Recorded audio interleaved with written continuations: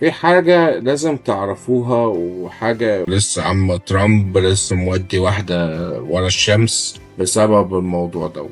ايه هو بقى الموضوع؟ الموضوع ببساطة، انت بتشتري بيت لازم تقول انت هتعمل بالبيت ايه. يا اما هتسكن فيه، وده بنقول عليه اونر اوكيبايد، يا اما انفستمنت، يعني حد تاني هيأجر البيت بتاعك، حد تاني هيسكن فيه.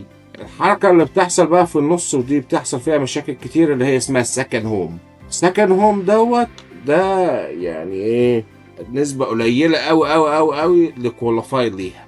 فعشان خاطر ربنا أعرف أنت هتعمل إيه، يا إما هتسكن في البيت يا إما هتأجر.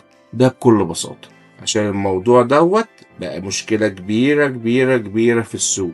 خلي بالكم. لو عجبك الفيديو يا ريت تعمل لايك وشير. لو عاوز تحجز ميعاد معايا ونتكلم مع بعض عن طريق زوم، روح gmbrokerage.com ونتكلم مع بعض. مستنيكم وربنا معاكم.